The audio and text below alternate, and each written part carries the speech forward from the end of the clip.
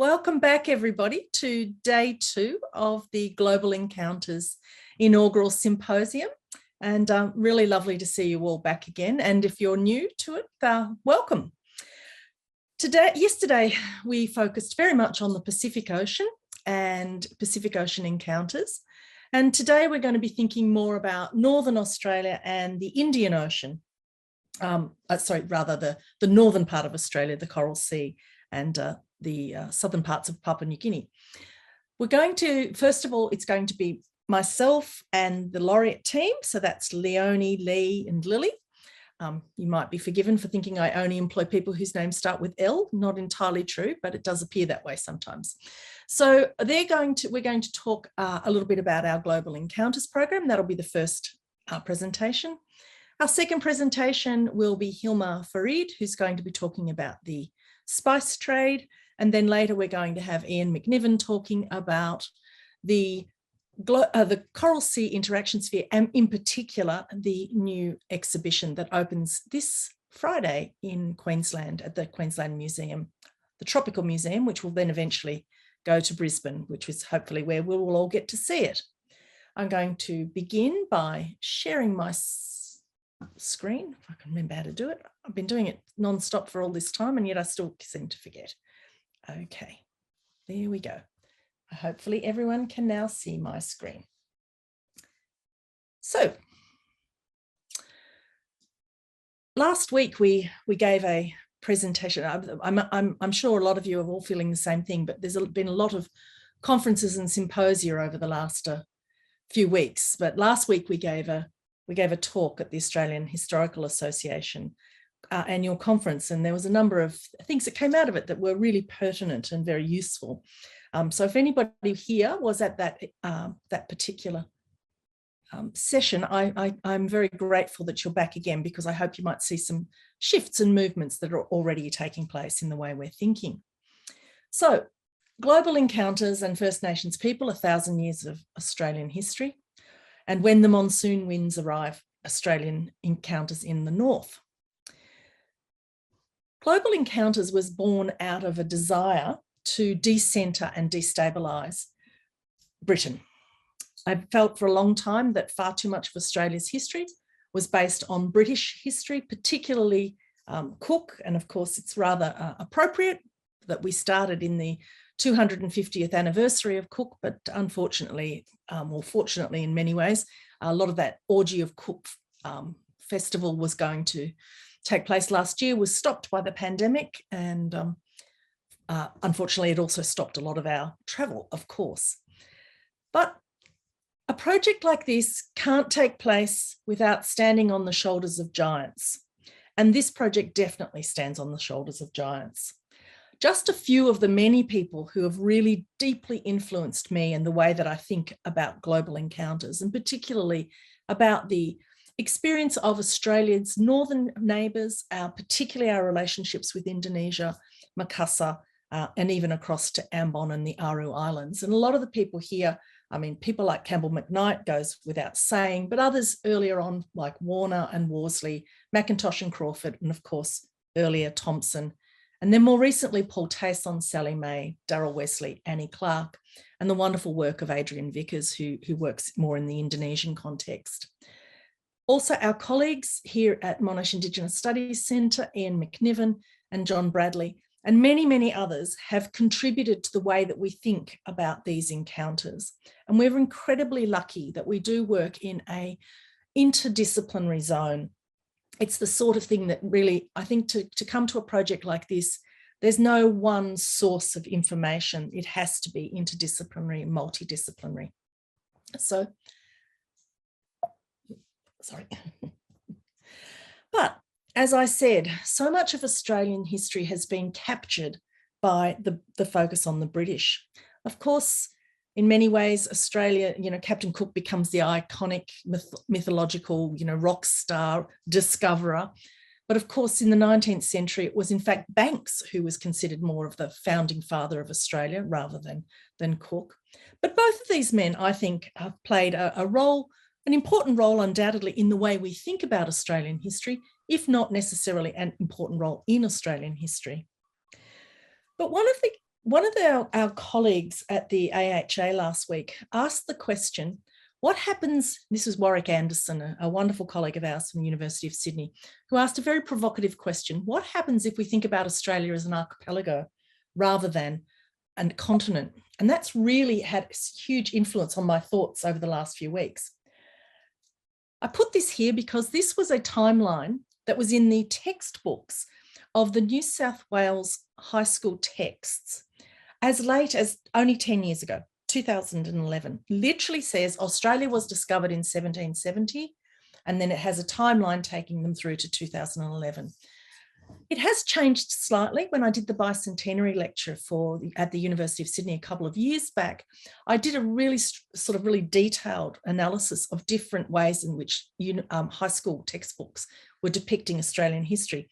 And unfortunately, for the most part, although there usually was a chapter on, 60,000 or 40,000 years of Aboriginal history, there was very rarely anything that linked that period to the 1770s.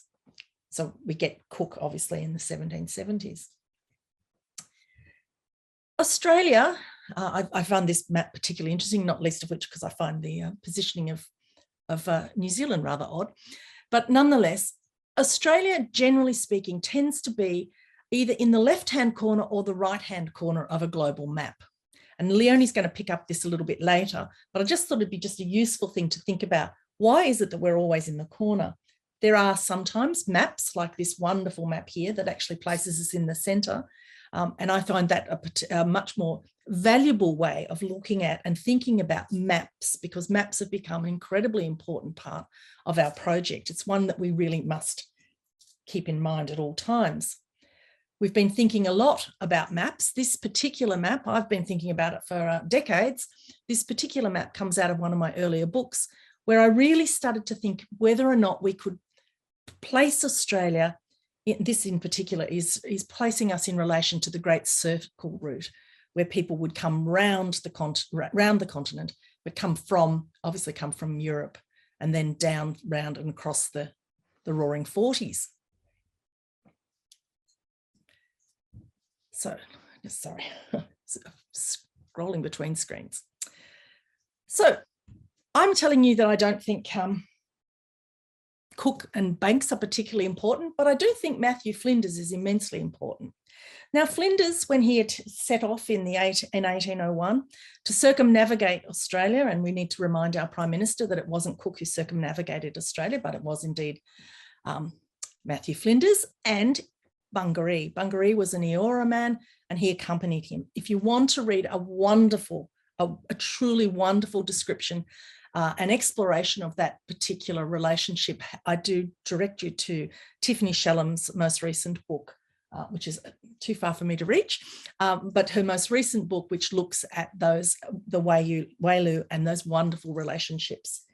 She has some fantastic stuff in there. So obviously, when Flinders gets to Northern Australia, he discovers something quite remarkable.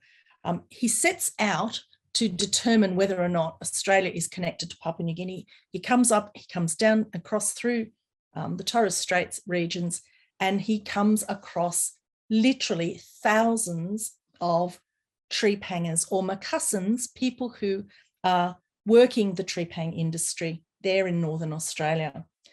One of the things over the last few months I've been doing is collecting wherever I can historical images of treepang processing and treepang campsites and locations.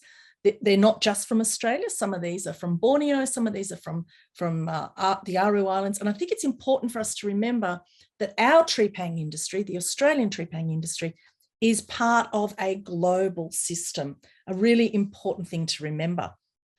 So now, these thousands of fishermen that Flinders encountered were in fact the Macussans, who visited the Northern Australian coastline annually, collecting bêche de mer or sea slugs, leaving Macussa around December with the western monsoons, and then working the treepang grounds until April or May. They worked across Northern Australia. They also worked in the Arnhem Land, the Gulf of Carpentaria and the Kimberleys. And I see some of our wonderful colleagues who are doing fantastic work up in the Kimberleys, including Elle Patterson, are here today. So I hope we might get to have a really interesting conversation about this. Now, the question about the dates on the trepangs and how long they've been coming here, that tends to be, we tend to think of them as being something that's around the late 18th century. More recent research, particularly archaeological research, has argued for potentially a 17th century opening. These are all still open to be debated. There's a lot of interesting work that's been done and is continuing to be done more recently with some of the Darrell Wesley's work, particularly as he's now started a big project with the Tiwi. Again, that's been, like everyone, has been affected by the pandemic. Ian McNiven and Peter Graves had potentially dated the Southeast Asian contact from a lone ceramic sherd. He dates that to the 16th century. And of course, a ceramic could have indeed remained in use for decades, even centuries. So that's not necessarily the date that it entered the Australian scene, but that is the suggestion. Annie Clark, in her work, particularly on Groote Eylandt, has suggested that contact with Indonesia may have gone back at least 800 or 900 years. And again, we're not suggesting it for a moment that this is a fully fledged trepang industry. The trepang industry clearly kicks off when the Chinese develop a particular market and interest and taste for the trepang. But these potentially are early contacts, explorations even, people going out and discovering what's in their region and coming into contact with Northern Australia. So our hope through this multidisciplinary research program that we're doing is that we're going to have some opportunities to really expand what we know about the trepang or the Macassans, or indeed Australia's relationship with Indonesia.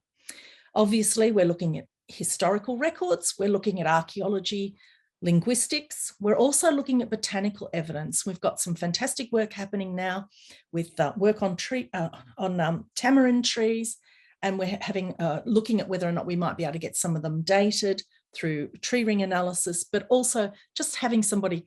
We've got a PhD student starting next year who's going to, as a botanist, is going to start really exploring our relationship with those tamarinds.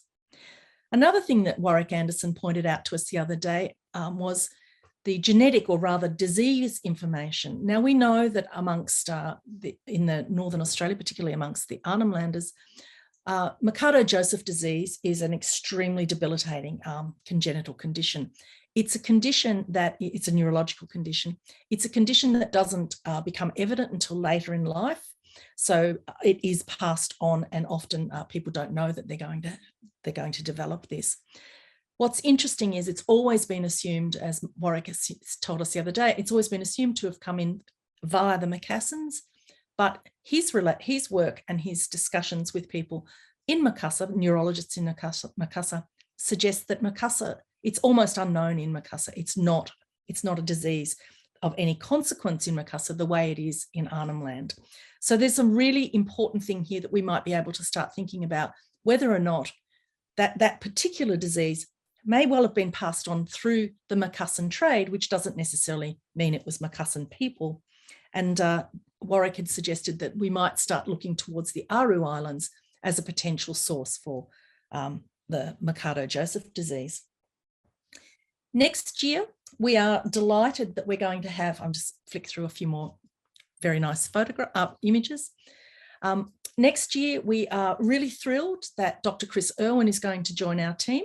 And Chris is an archaeologist. He did his PhD work in Papua New Guinea, and he's coming on board to start to think about how we might reconsider some of the early archaeology and whether or not we can start to think about the relationships with Indonesia with a new fresh set of eyes. So we're really incredibly excited about that.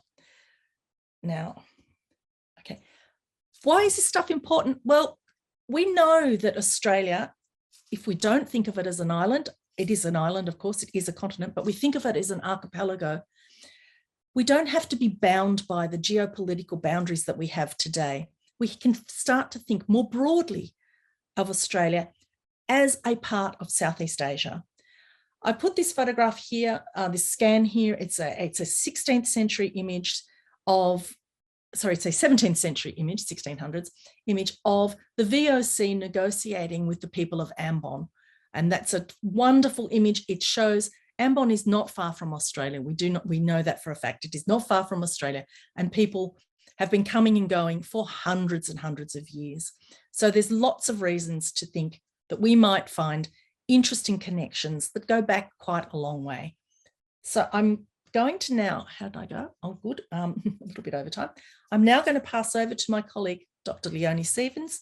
And Leonie, would you just let me know when you'd like me to push the button? Yeah, thank you. Please push the button now, Lynette, and I'm going to turn my camera off because my internet connection is unstable, so you'll be hearing from me slightly disembodied. Hopefully it will go okay. All right, look, thank you, Lynette, and everyone for attending. I'm speaking to you today from unceded Wurundjeri country of the Kulin Nation, the lands called Naarm, now known as Melbourne. I'm coming directly from a beautiful place called Reservoir, or Reza, sitting between the Merri and the Darebin Creeks. And I want to pay my respects to the elders past, present and emerging, and to Indigenous people who are here today. This always was and always will be Aboriginal land. So today I want to talk generally about what we know about Australia and its positioning, both geographically and in terms of the Eurocentric hegemony that still permeates much of our research and thinking. I want to take up issues of isolation, connectivity, and credibility. And these ideas are very much still a work in progress, so please indulge me. I'm interested in how we know what we know, and the mirages and the obfuscations thrown out by the hierarchies of credibility that permeate our understanding. Next slide, please, Lynette. So, yep. Oh, next slide, Lynette, please. Yep, thank you. So the foundation story that many of us begin with, especially non-Indigenous peoples, is of the unknown southern land. Terra Australis Incognita formed in the European mind and in cartography from pretty much as soon as they had writing systems. Through fits and starts, such as Java Le Grand, through to the first snippets glimpsed by Spanish, then Dutch, then eventually British navigators, Australia was formed, like that old snake game on our phones. A mainland and adjacent islands were slowly inked in, and then this last great landmass, excluding Antarctica, stepped from the imaginary and onto the charts. The spectre of isolation looms large still. First Nations peoples were always depicted as cut off, secluded from the wider world and untouched for millennia. And this fed into these powerful tropes of colonial outposts at the end of the earth, the Antipodes, lands opposite to the civilized European centre. This isolation was always defined by proximity to British and Western Europe, and to Britain and Western Europe, and eventually fed into sort of those Darwinian ideas around doomed races, people so cut off that they had no recourse but to fall in the face of progress and superior civilizations. And this, of course, became the moral justification for British invasion and colonisation of Australia. So in some ways, the discipline of history, which is where I'm from, is still very much embedded within this isolation sort of paradigm. We need written and archival sources, and so our certifiable history begins with them, with explorers' journals, admiralty instructions, ships' logs, and the records of missionaries. And I want to turn that on its head and imagine Australia isn't an isolated backblock of empire or an entity under slow creation by snaking lines in cartographic representations, or a hypothetical landmass based on equations of what is probable. I want us to see Australia's history from the perspective that First Nations peoples know to be true, from the perspective similar to what Apeli Hauofa wrote of oceanic societies, not as islands in the sea, but a sea of islands, not as an isolated place, but the centre of the universe. Next slide, please, Lynette. Hopefully I'm holding together. I'm still getting messages of fraught internet connection. And here it is, not at the end of the world, but surrounded by heaving networks of oceans, currents, and peoples. As this representation of ocean currents shows, the landmass is surrounded on all sides by an aquatic series of roads and highways. To the left or the west, the vibrant Indian Ocean trading network, and I'm really looking forward to hearing Himanshu Prabha Ray speak tomorrow on this. To the right or the east, the Pacific Sea of Islands, another superhighway of connectivity. And here again, I reference the work of the ideas of Apeli Hoafa. To the north, yet another incredibly busy mobile network of people and their things, connecting both the Pacific and the Indian Oceans, to be discussed shortly by Hilmar Farid and also Ian McNiven, discussing the spice trade and the coral sea interaction sphere, respectively. Powered by submarine and climatic conditions, like the monsoon winds of our presentation's title, Australia's near neighbours and those from afar plied these waters for centuries or millennia, with a range of watercraft, goods, and ethnicities. And I'm reminded of Tansen Sen's idea of the floating cosmopolitanism. Australia was not isolated from that, but had a front row seat. And amidst all this maritime activity, to me, it's illogical to think that First Nations coastal peoples didn't have contact with people from the east and the west. I mean, we know conclusively that they had extensive contacts with the north. In short, it's no longer sustainable to follow that isolation doctrine. Australia is only isolated if you're looking at it from Western Europe, with the asymmetric ignorance of the kind that Dipesh Chakrabarti spoke of when he wrote that Europe remains the sovereign theoretical subject of all histories. It's all a matter of perspective. Like Apeli Hoafa said of oceanic communities, their world was anything but tiny. They thought big and recounted their deeds in epic proportions. Or to put it another way, and if you can click, please, Lynette, there we go. It's only an island if you look at it from the water. And that's from the great philosopher, Chief Brody from Jaws. It's all a matter of perspective. We need to recalibrate our thinking on perspective and positioning and what we call valid evidence. And of course, by that, I mean, I have to do it as an individual, but you're welcome to come along with me while I have the floor. Sorry. All right, yep, that's fine. Thanks, Lynette. It's all a matter of perspective, and Australia is at the centre of the universe. Now, I'm not, Sorry. Next slide, please, Lynette. Thank you. Yeah, that's great. I'm not a chemist or an oceanographer or a volcanologist or a marine archaeologist, but I know that oceans are not empty spaces which fill voids or gutters between narratives of land masses. They have mass in themselves. They're teeming with life, full and incredibly vibrant. Oceans are tectonic and continental plates always on the move. They're magnesium, sulfate, calcium, potassium, nitrogen, oxygen, and carbon dioxide. They're deep underwater rivers and currents which take years to circulate the planet. They are volcanoes which, in the Pacific and Southeast Asia, force their way up above the sea level, become inhabited by people and their things, pop their tops, then return to the ocean floor again. And Patrick Nunn's book, The Edge of Memory, mentions how volcanoes remain in deep memory. It's a fantastic read. The Australian continent, of course, sits in the midst of all this. It's all a matter of perspective. Australia is not an outlier. It's at the centre of the universe. Next slide, please, Lynette.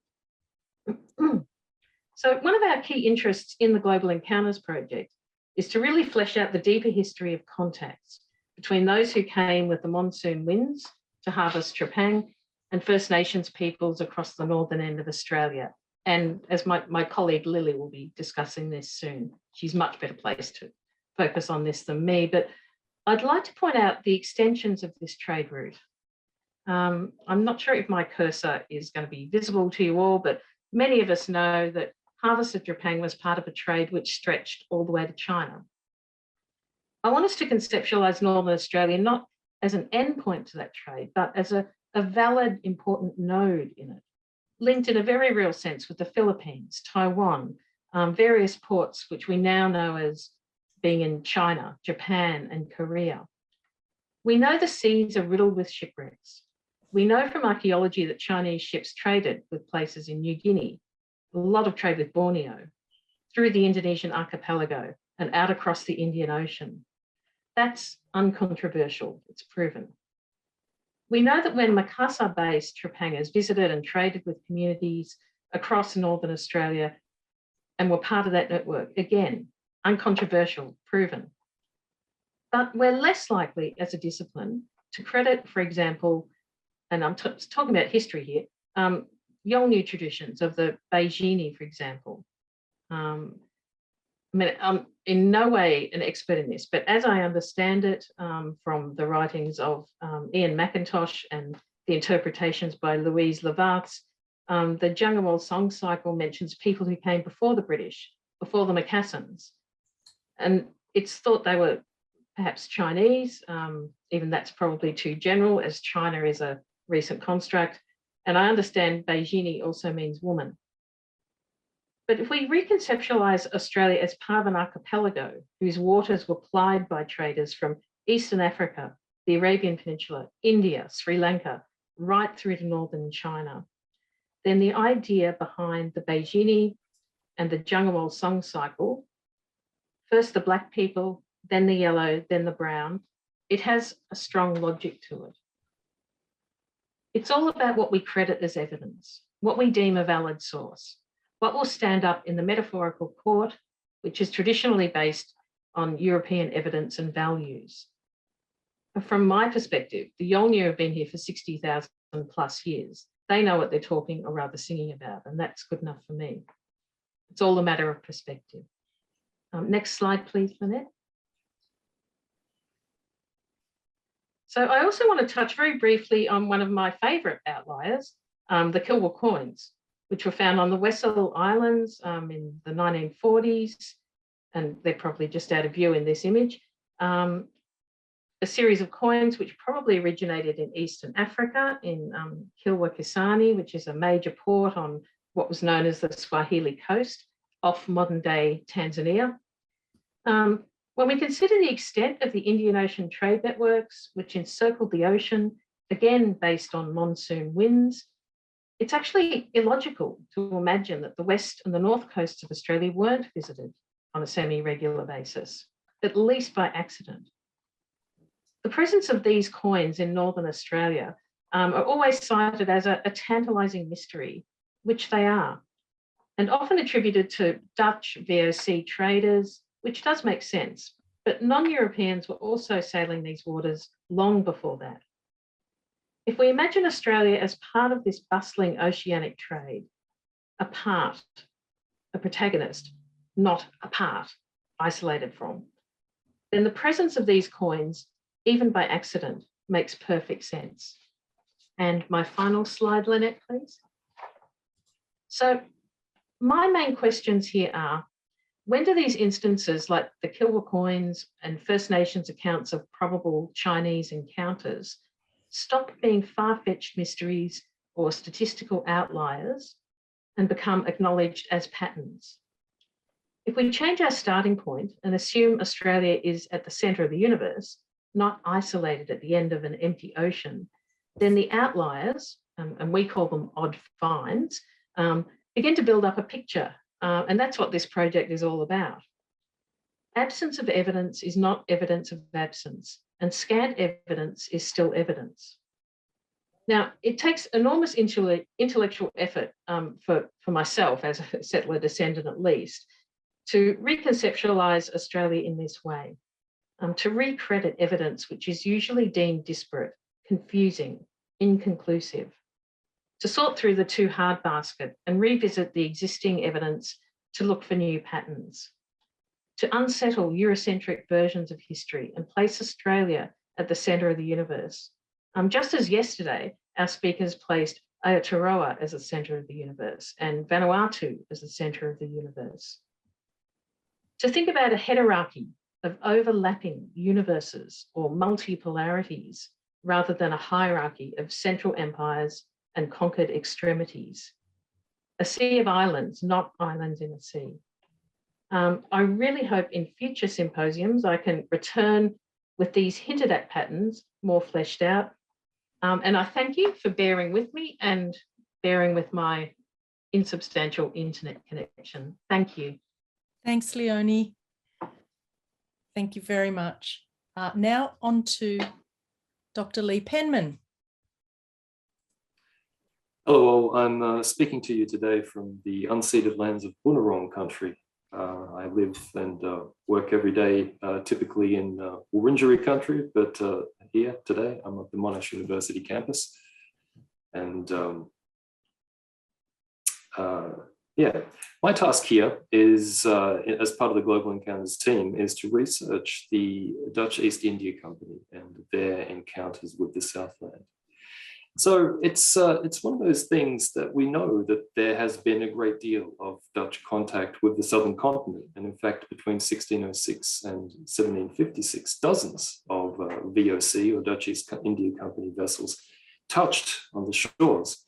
Now this history, there's masses of primary sources, there's numerous secondary sources, and there's incredible archaeological artifacts as well. Despite their existence, it remains little known. It has remained liminal in mainstream Australian historical consciousness, at least here on the East Coast. Now, where the interest does exist, it's often been focused mainly on Western Australia, where the ships whose journeys were interrupted by the coastline have left behind these tangible remains. And just on the slide here, we have images of the Batavia exhibit in the West Australian Maritime Museum. Hartog's famous or infamous plate from 1616, and some of the artifacts from the Zeewijk wreck of 1727. Now, you know, these artifacts have been recovered through amazing work of generations of archaeologists, several of whom are in the audience with us today, and they provide this really tangible and visible history. On account of this history, next slide, please, Lynette. On account of this tangibility, this kind of history of the Dutch in the West, the VOC in the west of Australia, has been told and retold again and again through philatelic items like stamps, through children's novels, histories, popular histories, even a Hollywood film, albeit a Hollywood film from 1915, which united the story of gold finds on the Kalgoorlie goldfields with incredibly shipwrecked survivors of the Batavia.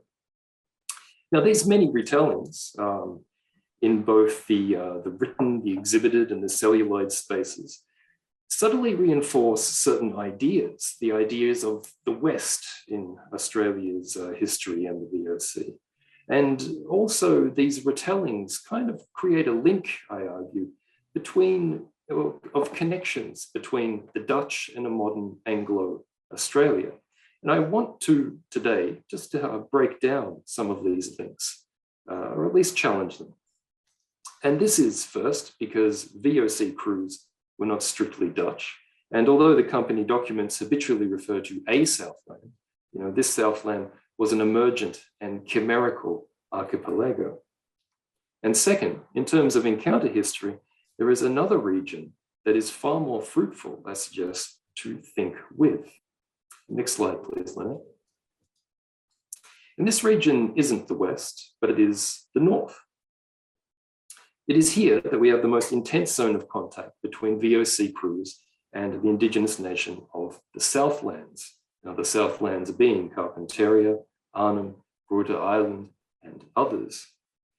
Now, the contact which took place here is not in a conceptual sense between Europe and Australia, like the interrupted journeys of the VOC trading ships on the West Coast, but between VOC ports in the East Indies and an emergent Southland. And indeed, if you look at this particular map, which is a version of the Tasman map of 1644, the Southland, by reason of its connection to the territories of New Guinea, the Dutch were never aware of the Strait of Torres, although they expected something like that existed. Here, the Southland intrudes via New Guinea directly into East Asia. It is part of Asia and not separate from it. Now, the voyages from VOC ports were not interrupted journeys, but they were expeditions planned and launched to sail between the monsoon and trade seasons, and indeed for various reasons. They followed rumors of undiscovered lands to the east and south, of gold and riches. They searched for the passage through to the Pacific Ocean. Some of them wanted to shed light on these navigational hazards, which were popping up all over maps in the southern seas. And indeed, some were engaged with to look for marooned mariners and goods lost in earlier VOC shipwrecks. Now, these ships were not just manned by Dutchmen, as I mentioned, but by multicultural crews. There were all kinds of Europeans. Think of the 30 Years' War, which displaced so many Central Europeans during the height of VOC exploration, which meant that Dutch, Germans, Scandinavians, and all kinds of Europeans were aboard. But equally, there were Asian mariners from various places, as well as others employed by the VOC from the subcontinent, for example, possibly even taken from the Cape. There were even Mardikers, or former slaves, from every conceivable country who were aboard VOC ships. And indeed, there was a cruise aboard these ships that landed in what is now Northern Australia in the 17th and 18th century. Next slide, please. No. Okay, in the previous slide, actually, there were mention of some of those expeditions of Janssen in 1606, of Gonzalo in 1756, and others, and Carstensen in 1623. Now, there is also substantial evidence in the contact zones of the North between VOC mariners and indigenous people, but it is not as spectacular as that of the West. Indeed, it is primarily in written records generated by the VOC paper empire, and also in cartographic records, which can help guide scholars where to look and during what periods they might find evidence. But recently, the work of Wendy van Dijvenorde, Darrell Wesley, and her colleagues, next slide please, Lynette, has also found what may be some tangible artifacts from the Dutch presence. In this case, some objects from the Tiwi Islands, which seem likely to have been collected by the Van Delft expedition of 1703 and 1704 and taken back to the Netherlands by way of the East Indies. So there is various kinds of evidence that are out there which can help us document this material. I myself have been looking for non-VOC manuscript sources, that is to say from reports about encounters which feature not in the paper empire of the VOC's vast archives, but in private archives outside of them, and also in contemporary printed news books, which have long been neglected, but digitization means that they are more accessible than ever before. Now, some of this information that we find about encounters in the North really underlines this idea of the chimerical Southland, because it can be found not under accounts of Southland or Carpentaria or any of the other known territories, Arnhem, for example, but indeed in accounts of New Guinea. So next slide, please. So I think that we should, what these accounts show us is that we should reckon with the idea that the encounters and contact in the North was more extensive than is indicated even in the known evidence. You know, the interactions that are hinted at in the journals of VOC voyages really are business reports in certain ways, these reports, with all the limitations of that genre. Furthermore, other major documents, such as the Journal of Tasman from 1644 or of the Dalfkin voyage in 1606, have never been found, and it's likely that these have or had considerable accounts or accounts of considerable interaction with Indigenous Australian nations.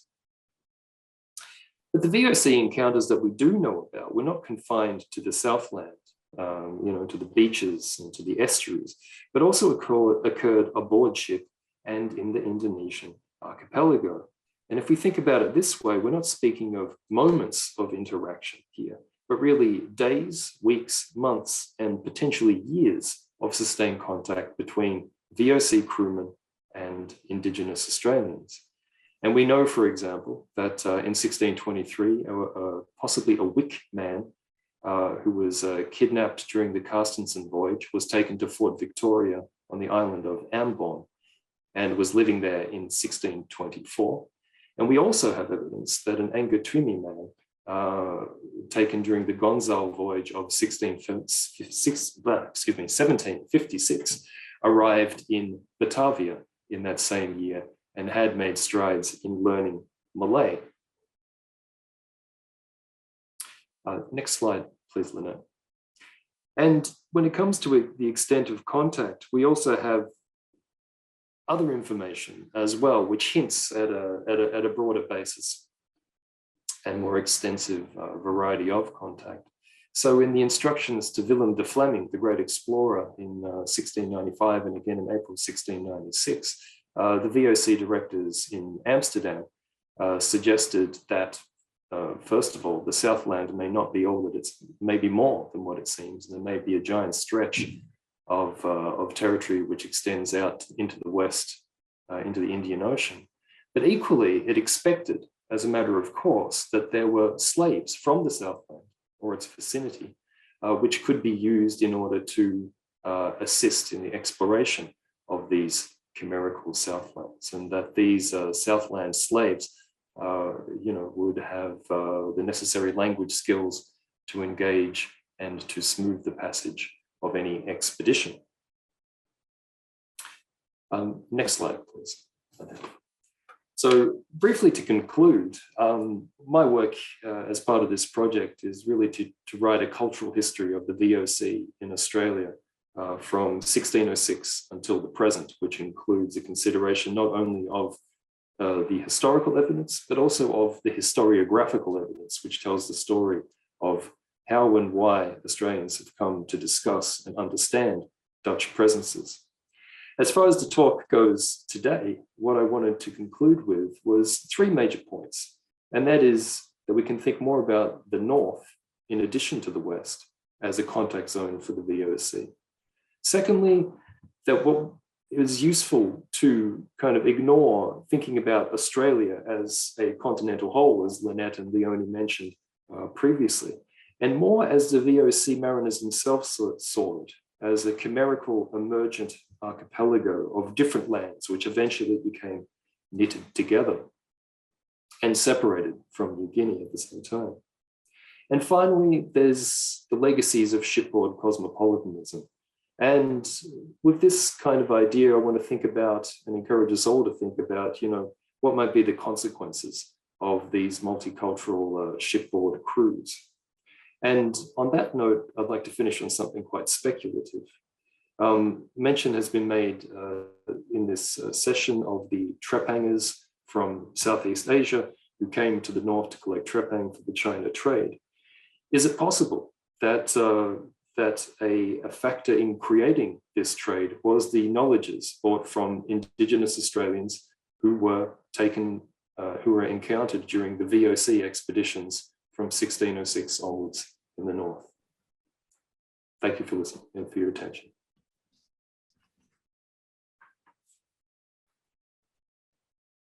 Sorry, I'm muted.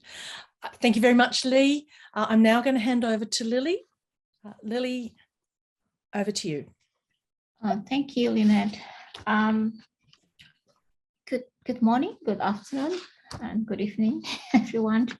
I'm speaking from the unceded land of Nam, or Melbourne, and I respectfully acknowledge the Wurundjeri people of the Kulin Nation, who are the traditional owners of the land, and I pay my respect to their elders, past and present. My name is Lily. I'm a research fellow at Global Encounters Project, Monash Indigenous Studies Center, Monash University. I'm from Makassar, South Sulawesi Province, Indonesia, and have been living in Melbourne for 10 years now. Before the pandemic, I traveled to Indonesia every 2 months to conduct research and, of course, to organize art and community events, mainly in Makassar. But that was before the pandemic. Right, so slide, yeah, this is the the title, Global Encounters as Told by a basket of tamarind. So this presentation is based on our recent activities in South Sulawesi and West Sulawesi, East Indonesia. Our colleague Muhammad Ridwan Alimuddin, or Iwan, in Sulawesi just concluded the first stage of our tamarind tree survey as a part of human and objects in the global encounters, looking at the deep history of Australia and Indonesia. I think Iwan is here. Hi, Iwan. This is actually the route that Iwan shared in our first workshop a few months ago, before we started the tamarind tree survey. And then we're really thinking about the route of the Makassar entrepreneurs set sails from Makassar to Marege. And it's all based from the Nur Al Marege commemorative voyage 2019 to 2020. Is such a wonderful project that's still going on, because they are producing a documentary film that will be scheduled to be released next year.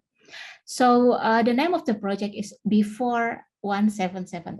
I think if you have a chance to look at that, I think it's a really interesting to put all this together with the timeline that Lynette has explained in earlier presentations. So we work based on these voyages, and then we put some creativity.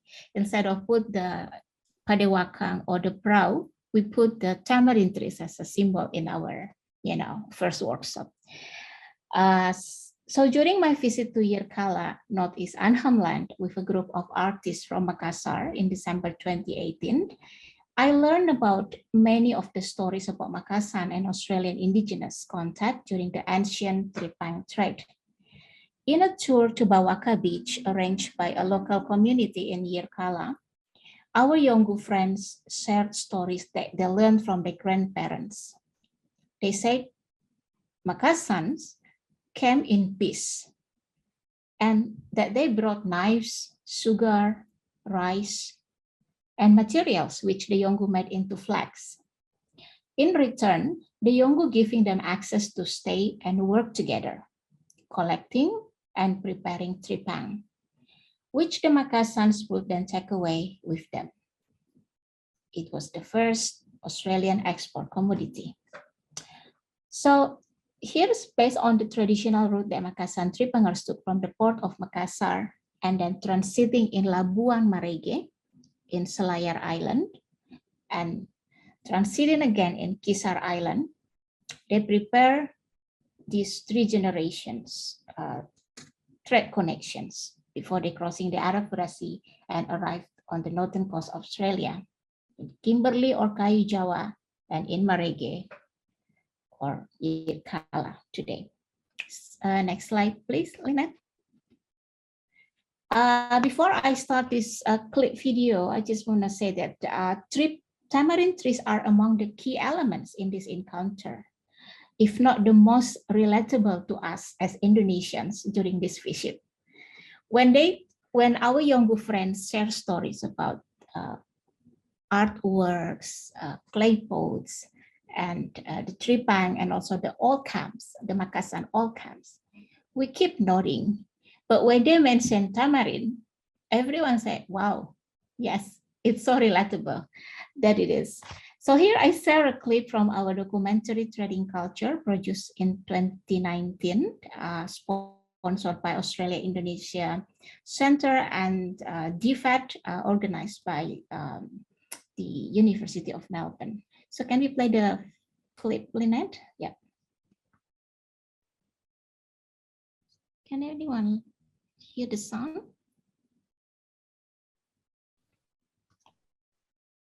So in this scene, our Yolngu friends took the Makassans, Abi and Rais, to visit the giant tamarind trees in Anhamland.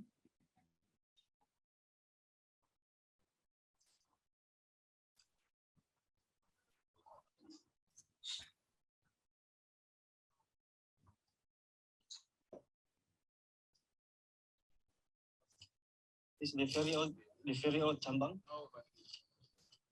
In this area, this is the very old. This is the oldest tambang. When I was child, I play with in in the tamarind tree in my place in Manda in Tinam. Okay, next slide, please, Lynette. Sorry. Oh, so this is Abi. Abi is in the room as well. Hi, Abi. So Abi Nur Abriansa from Makassar took picture under a tamarind tree at Bawaka Beach, and then it was actually happened in 2018. And since then, we keep talking about tripang and tamarind trees. We keep talking about the tripang because we know that's the main reason why the context happened. But there's a, there's an excitement whenever we talk about the tamarind trees. So I keep thinking about this since 2018, actually. And next slide, Lynette. This is one of the information.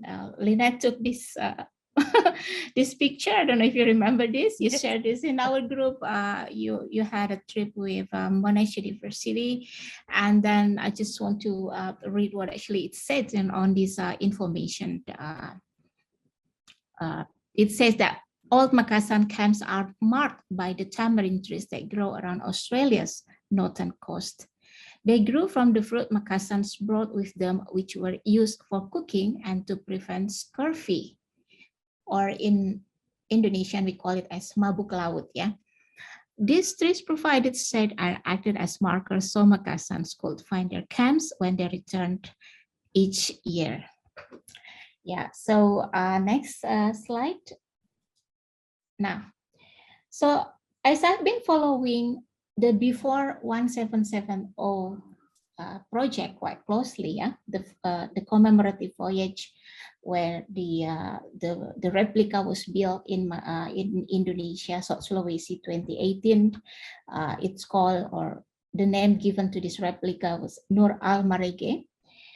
So in 2019, initiated by a Muslim organization in Sydney, Abu Hanifa Institute, they prepared this big project called Nur Al Marege. My attention has been shifted actually from the tamarind trees that have been seen in Bawaka Beach to tamarind fruits. Yeah, the reason because the crew and the researchers of Nur Al Marege set sail from Makassar to Marege in December 2019 on this replica and reconstructed the daily activities on board, including the way they prepared their meals and food, which included tamarind, turmeric, cloves, nutmegs, and other spices. So next slide. So when Iwan joined the commemorative voyage of Nur Al Marege, using this Padewakang perahu, specially built for the project, the crew reconstructed the three pangers daily activities. Yeah, they just using this project as a really rare opportunity to live or to imagine how actually the Makassar tripangers lived at that time. So according to Iwan, we have learned that the tripangers cook simple yet nutritious meals. And when it comes to fish, they grill the fish or making tamarind fish soup.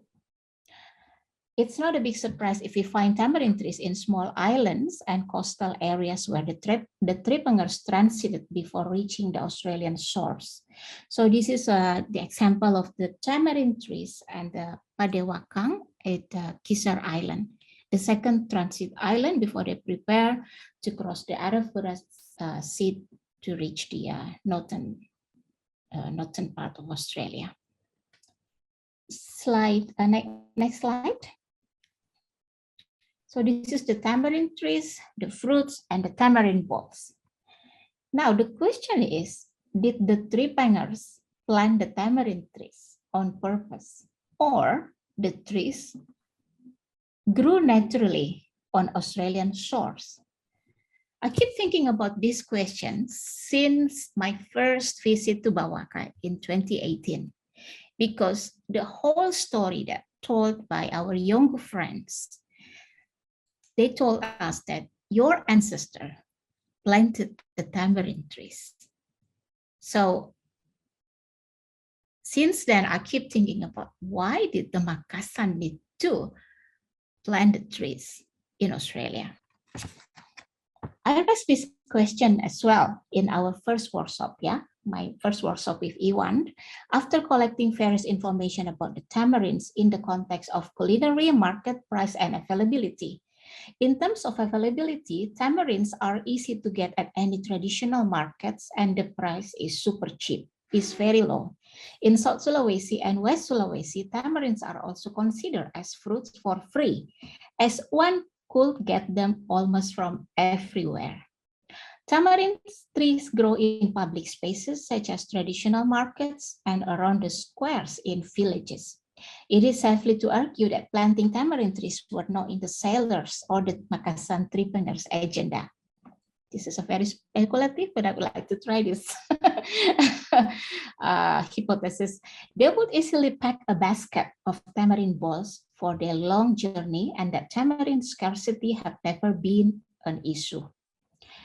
So we did a calculation in our workshop, and we come up with this conclusion that a basket of tamarind balls would be sufficient enough for 10 months.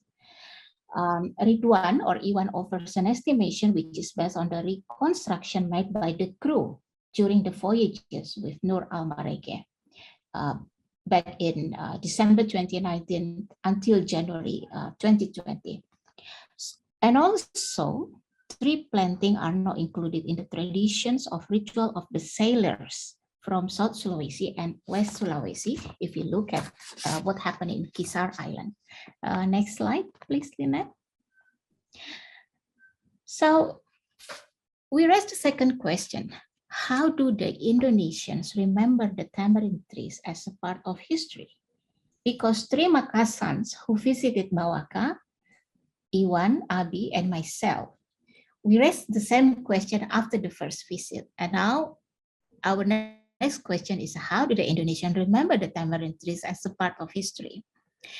Random question to random people, different generations. Some actually sending us this information like saying that, you know what, it's been in Indonesia since the 10th century. If you visit Borobudur Temple, you could see the relief included the tamarind tree. Is such an ancient and old history that included the tamarind tree. Other respondents also mentioned about, oh, we've got this very strong memories of Dutch colonization. As if the younger people told us that your ancestor planted the tamarind trees in Australia, older generations in Australia told us, the younger generation, that it was the Dutch that planted tamarind trees in Indonesia. So it's very interesting to look at how we all reconnect ourselves with the shared history through these tamarind trees. I just want to read one of the quote from the P. Blicker, a member of the Batavian Society of Arts and Sciences. He wrote that the legumes here are partly grown naturally, some brought by the Chinese and Europeans. There are many in Batavia and many that are beneficial to the population. One of the most contributing is the tamarind tree or Tamarindus indica, if not the most useful, is a representative of this class that greatly contributes to Batavia's beauty. The tamarind fruit is used for medicine and it can fight one of the diseases in Europe. This book was published in 1844. And of course, if you look at the cultural and historical background in Java, there's a lot of stories about how important the tamarinds and tamarind trees in the culture. Gali Asam, or the black part of the tamarind trees, is believed to have a special power to protect people from black magic and bad spirit. Gali Asam is normally used by Javanese leaders, Satria Pandita. And For Southeast Asian context, we found a very interesting article from Bangkok Post that says that Rama V from Siam or Thailand was inspired to plant trees around the field after a royal visit to Java, now Indonesia. His first known visit to Java was around 1870. In front of the Sultan's palace, they planted trees. At that time, Java was colonized by the Dutch, so the gardens were decorated Dutch style. His Majesty probably saw that it was beautiful and full of shade, so he decided to plant some as well. The reason for planting the tamarind tree specifically is due to its meaningful name. In Thai language, tamarind is ma kam, the sound resembling greng kam, meaning powerful or dignified. Meanwhile, in Javanese culture, tamarind leaves, sinom or anom, represent youthness and young. Next slide, please. Lynette, yeah. So during the pandemic, we come up with some creativity to work remotely with two researchers in Makassar and in Mandar, West Sulawesi. In Makassar, we work closely with Fikri. Fikri is also here. And we have Iwan. This is Iwan with his bikes that just concluded the tamarind tree survey in West and South Sulawesi this year. Slide, next slide, please, Lynette. Just want to share some pictures, and then this is one of the main tamarind survey routes that we recently concluded. Iwan with his bikes actually just helping us and concluded this first stage. Running out of time, so I'll just quickly go to slide 11, Lynette. Oh, yes, and then yes, just one slide, and then after that, David will go to the photo collections. This is the last slide, Lily. It's not coming up. Oh, it's not coming up. No, it just comes up as the tamarind. So David can do it. I'm just going to let everyone know we have run over a little bit of time, but what we can do is we do have half an hour between the two sessions. So if people could bear with us, we could continue just for a couple more minutes and then have some discussion. So yes, yeah, sure. So I'll stop my share and David can share and David can share. Yes. So this is still work in progress, and we are very grateful that although we work together remotely, but Iwan had sent a lot of pictures from the tamarind tree survey. David, could you please helping us to get some sense of this tamarind trees in Labuan Marege and other parts of South Sulawesi? Yep. See that? So yes, yes, as everyone can see this, yeah, it's beautiful. So the Yolngu people have their own stories and will continue to tell them, including about the tamarind trees in the northern part of Australia.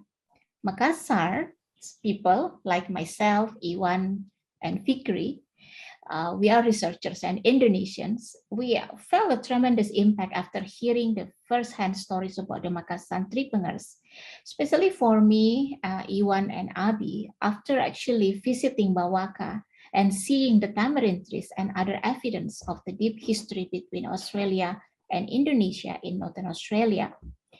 Our task, together with the Global Encounters Team Project, is to enrich this story and history from the Makassar perspective, from the Indonesian perspective, because history is also a matter of celebration and enriched perspectives.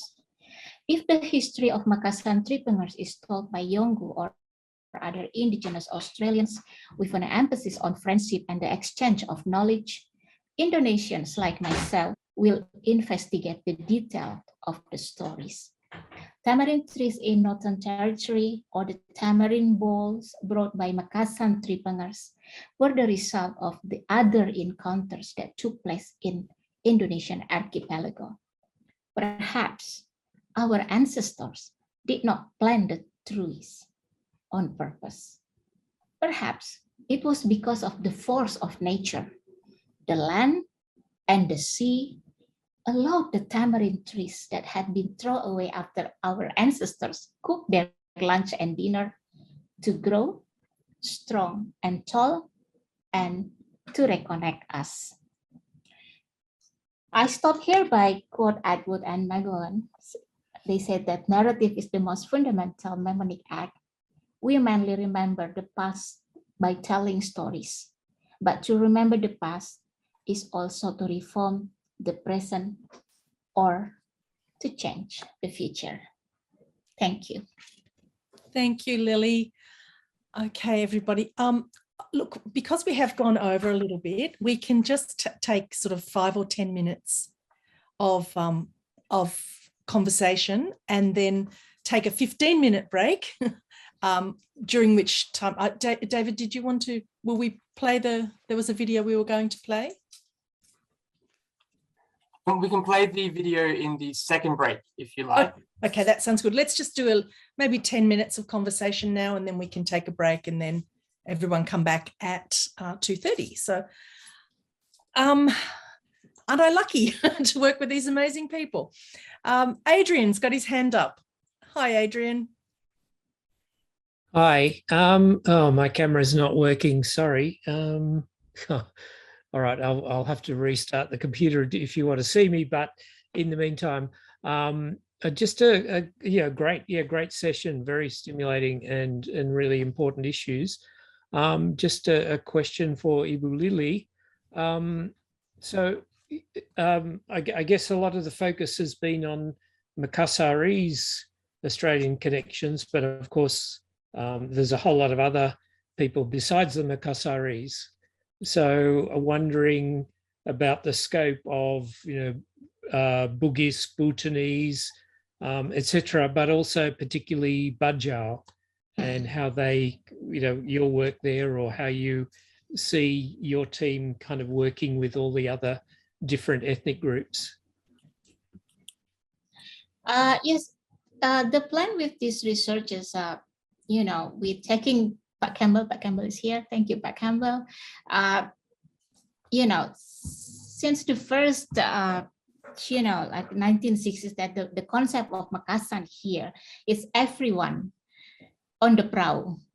So we've got like 7 different ethnicities or more. And the Bajau people or the Sea Gypsy, they were the famous divers. And in terms of the divisions of jobs, it was the Makassar who invested the money to make the trade happen with the help of the local businessmen from Chinese community and in Makassar. But the technology and everything else actually arranged by Makassar. But whenever we talk about the Makassar entrepreneurs, it actually represents different people from different groups and ethnicities. There are people from Papua, from Timor, from Maluku, from Ambon, of course, from other part of Sulawesi. There's actually a possibility to look at people from everywhere, because the port of Makassar back then was a very, a global and important port that you can meet everyone from different part of the world there. Yeah. So yes, Adrian, I think the scope of the research itself, we started in Makassar, but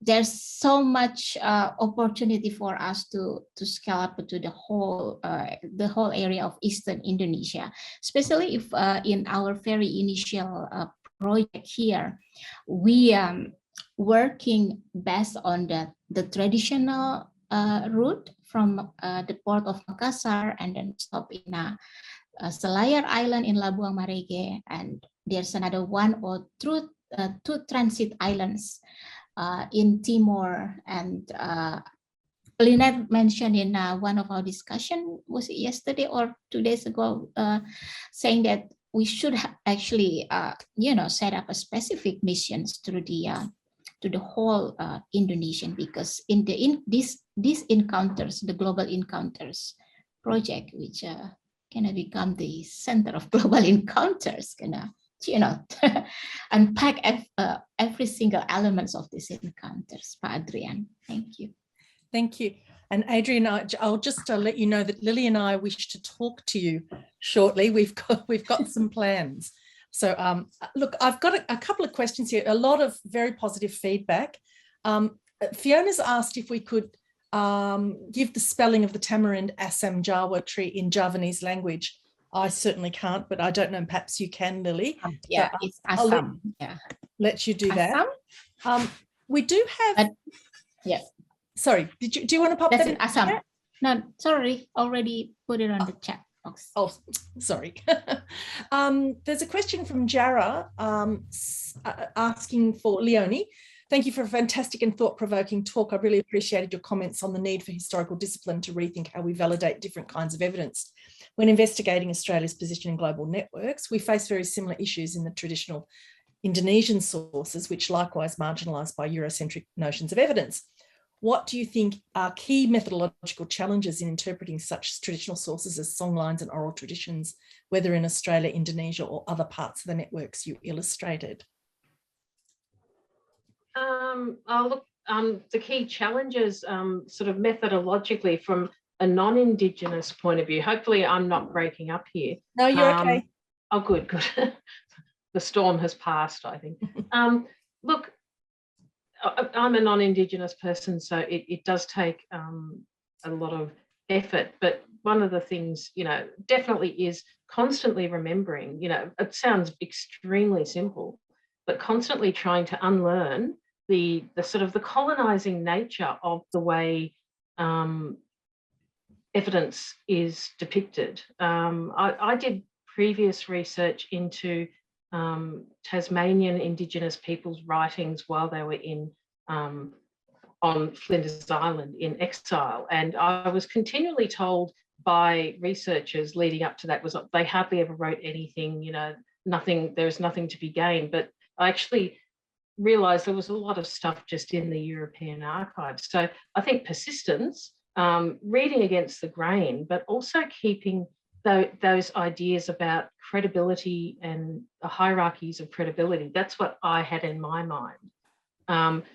Always being conscious of reversing the hierarchy of credibility and putting Indigenous sources as the most credible, and then having European sources coming in under that to confirm them. So, I mean, it's a really complex thing, and it depends. It varies from source to source, nation to nation, and situation to situation too. Hopefully that's addressed a little bit. Yeah. Thank you. No, that was excellent. Look, I'm aware that we've gone way over, and I do want everyone to be able to have their 15-minute break to get a cup of coffee or whatever. So I'm just, if there are anybody wants to put their hand up to ask another question, or we will reconvene at 2:30. Leigh, Kelly's asking Leigh's question about Macassans learned. Yes. So Kelly's asking a question here, and whether the Macassans learned of the presence of the trade commodities in Northern Australia from the VOC kidnapped Indigenous people would be a good one. What trade commodities might they have been interested in besides trepang? And I see Campbell's, I'll let you answer that, Leigh, and then I'll just... Yeah, well, I mean, the VOC crews, when they were sent to some of these exploration, were basically in search of anything tradable. So they were looking for spices, they were looking for things of value like sandalwood, essentially anything that they could lay their hands on to then be placed on the market and traded for anything else, or sold for money. That's typically the kinds of things that they were looking for, ready kind of commodities. My hypothesis about the possible influence of an indigenous factor here is, well, it's a provocation, but it's not impossible as well that some of the multicultural crew from places like China or somewhere else may have noticed the trepang as the vessels were or as they embarked on land expeditions in Northern Australia.